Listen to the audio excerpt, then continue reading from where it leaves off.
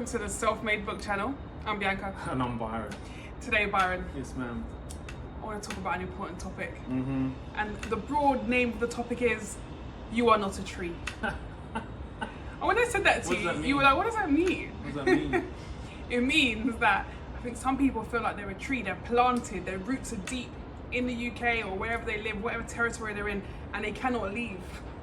They cannot go somewhere else, they cannot explore. And I think and even just both of us, we've been I don't know if it's taught or it's been ingrained in us that the UK is our home, and therefore we're not meant to go anywhere else. I feel like so many of us are affected by Boris that. don't want you to go nowhere else. Well, yeah. The government doesn't want us to go anywhere, but also like our family, the way we've been brought up, I think is not to. It's interesting because half of me thinks it's not to leave the UK, but then at the same time, my grandparents and so on, they'd be like, they want to go back home at some point, but only back home. I don't know if they want you to go anywhere else. Thoughts? Yeah, I think as people get older, the option of living abroad is changing, but obviously everybody has different circumstances, and some people, have children and stuff like that. But I don't even know if that's not, because we know people that have moved with children. Yeah, that's true. I think it's. Yeah, maybe it's the individuals. They just got to make a choice and decision if it's something they want to do. No, but it's not that. We can all make a decision for something we want to do. I just think there's a mindset that we've grown up with that says that's it. Or UK is your home. Like, I love the UK, but for me, the UK has always been my home. That's where I want to live. You're getting emotional about it. It wasn't that deep. No, it's not like that. What I'm saying is now I'm like, There's a whole new life out there. Like, we're in Dubai, we've been here accidentally for 5 months. And it's like, actually, there's a big world out there. I think when we talked about it before, we toyed a bit like, oh yeah, you could live somewhere. I don't think we really meant, I didn't feel you really meant it. I think first of all, when we said, we would love to live in another country, it was just an open mind. We're willing to live in another country, right? Because we're open-minded, but we never really looked into it. When we went to a couple of countries, we looked at some property, and it didn't really scream and shout. But I think the problem. But that was as a holiday home, Byron. Yeah, I think as well now. I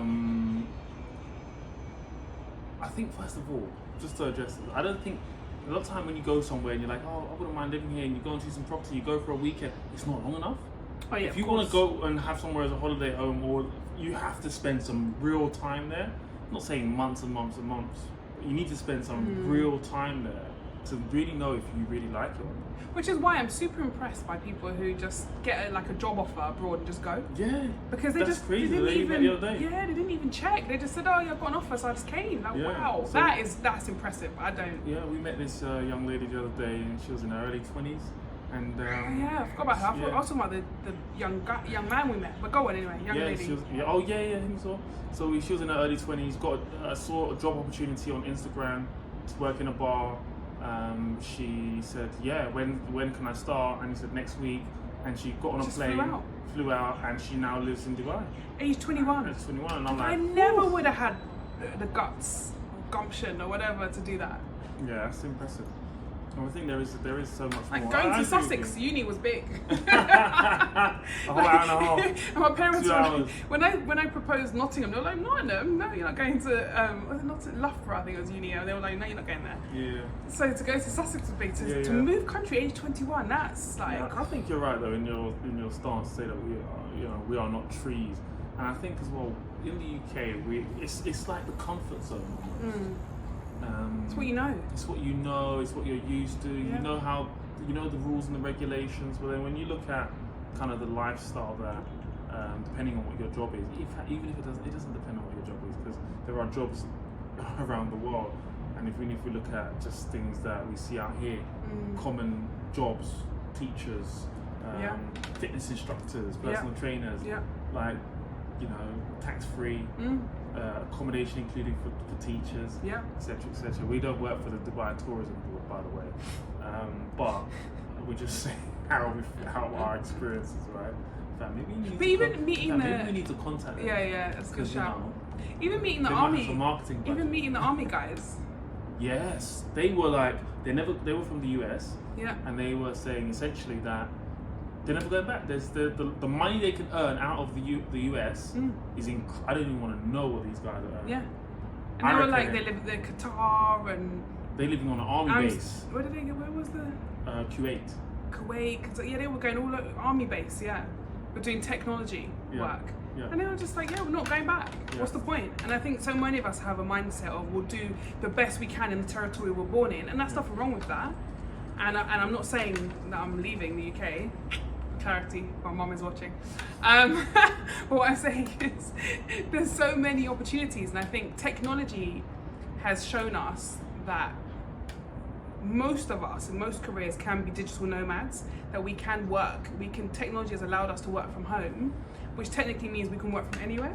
And I don't think we had that before. I've been adopting that from Yeah, but you're an entrepreneur, it's different for you. Even for me as an entrepreneur, I needed to be in the UK because my clients expected me to be on client site. They expected me to deliver there. Sure. Now I'm able to deliver online. I don't know when that will change. And when I spoke to a client the other day, she said she felt it would be 50-50 at some point soon. 50% online, 50% in-house, depending on the level of importance. But you could still travel. Yeah, I could still travel, but it's just so interesting that was never, it never felt like an option. And I think so many of us now, it's feeling like an option. So when I thought about this topic, it was because I was on Twitter, and I think it was Deborah Meaden, who is a dragon on Dragon's Den. Correct. You remember I sent you the Twitter post? She said, I've always been quite patriotic, and I never thought about leaving the UK, but it's now starting to feel like a choice. And as I read the stream, so many people like, yeah, the government, yeah, politics, yeah, the weather, yeah, taxation, yeah, not being in Europe, our passport not being worth anything. But like the list of comments was just incredible. And these are from people who have always been like staunch Brits, like, yeah, only staying in Britain. Do you know what as well for me is interesting about that is in the UK you can live a okay lifestyle, you're doing very well for yourself. And I think that, most of us hard-working, hard-grafting, forward-thinking people can be rock stars in other territories. You can just be a normal, another average Joe in the UK, But doing well, Joe. Doing well, you're doing okay. Yeah. Getting by, you're okay. But you can be a rock star in other territories. Yeah. You can be a real somebody with influence, with power, living an amazing lifestyle. Yeah. But you're just in a different territory. So yeah. What makes it amazing though? Is it the sunshine? Because I feel like that's often a contributing factor when people choose the location they go to. Sun is part of our, I don't need to say vitamins C and D and all this stuff no more, Part of our DNA, yeah. It's part of our DNA. We need sun, right? So, sun, sand, sea. I mean, I do yoga now on a Sunday. At the beach. Like as far as lifestyle choices go, that's quite a serious one. You could do yoga on a beach in Kent. I can hear the waves crash. Yorkshire, Cornwall. But here's you cannot, because the weather is unpredictable. Yeah, you could go half the year. Right? No, you can't even predict week on week. No, that's because true. 1 week in June is fine. The next week in June is raining. True. So definitely, there's a different lifestyle that you can live.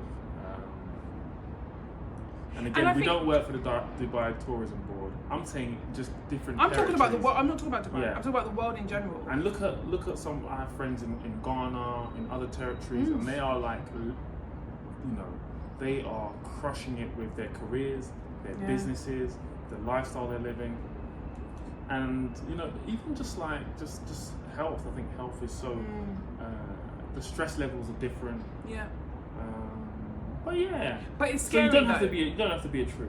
No, you don't. It's my point. You don't have to be a tree. Yeah. Thing, But I also recognise it's scary because I think I was speaking to my friend Sam the other day. She was saying that she would love to move, but it's so different. It's so different. Depending on your circumstances. If your partner's not moving with you, if you don't have a partner, like that whole moving by yourself or whatever, that can change the whole game plan. So. And then when I speak to people with children, they're like, okay, what's the education like? Oh, well, potentially it's better. Okay, we're moving the child. Like, there's so many things to consider. But I just think they'll be bilingual if they come to an international another territory, school. But it was often not consideration. And I think that's my point. There's so many ways we could change our life now because of technology. And I just think, yeah, you're not a tree. Why not embrace it or think about it? That's it, really. Good job. I've not made a decision on leaving the UK. I just talking it out. This is part of my therapy. What did you say to that? So, give me some of the reasons why, other than friends and family and work, give me another reason why the UK trumps it for you. No, I mean that's it probably. I do really like the UK, So but guys, it's all in is the what I comments know. below, tell us why the UK is the place for you, the place to stay. What is it that will mean you'll never leave it? And excluding family and friends. No, they can write family and friends. No, because we're going to hear that a million times. No family and friends and no work reasons. And I don't know if children... How can you have no work reasons? Work is a good reason. Although someone said to me, there's they work. couldn't get this particular job. I Googled it really quickly, found out they could get that particular job here and it paid double. But that's another story. Yeah, I think sometimes we use the work as a very valid excuse. Yeah. But sometimes you've got to take a risk and try a different territory. And there are jobs in other parts of the world that need people.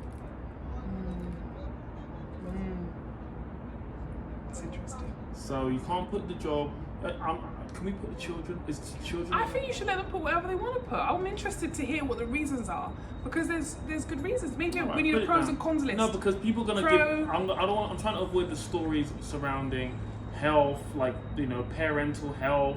Yes, That's a reason. It's a reason, but other than that, that's what I'm saying. It's a valid reason. So your family and your friends is a reason, irrespective of what that looks like. Okay, fine. Cool. Fine. Yeah. So your mom, yes, we know you got to look after your mom. We know you got to look after your dad. We get that.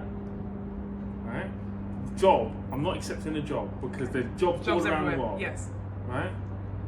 Now, I'm not sure about the children element because, people say, well, you don't understand because you're not a parent and so on and so forth, right? Cool. Educate me here. What did Sharon say? I feel like this is a Sharon Osbourne moment where it's actually educate me. It's not the parent's job to educate you. You should educate yourself. So, but I'm saying, look, if little Johnny's in junior school, yes, you don't want to disrupt their education potentially. No, maybe you do. But little Johnny can have a far better education. I don't want him in a class life with experience. I don't want him in a class with 30 kiddie winkles. I want him to be in a class of 8, learning 3 different languages. But then, like one of the friends we was talking to, they were saying their norm becomes warped. Yeah. Their norm becomes like... Johnny will not survive when he gets back to the UK, if he ever went back. Mother, where's the driver? It depends on your lifestyle in the UK, doesn't it? Where is the Rolls Royce? Why is the maid not here? Where's the maid? Oh my God. So... Poor Johnny. Yeah, I don't know. We'll leave the children in there. Let me know if the children throw... But is that an excuse? Well, Byron, let them answer and then we can respond. People, put it in the comments. Let us know what you're thinking. And like, comment and subscribe. You know it helps, you know it's important. So like, comment and subscribe. If you want content like this, if you want us to do more videos, we're open to you making suggestions on the topic. But also, we need you to like, comment and subscribe. Share it as well, share it with someone. Next one. That's okay. What she said is very true. Guys, until next time, I'm Byron. And I'm Bianca. Self-made. It's success.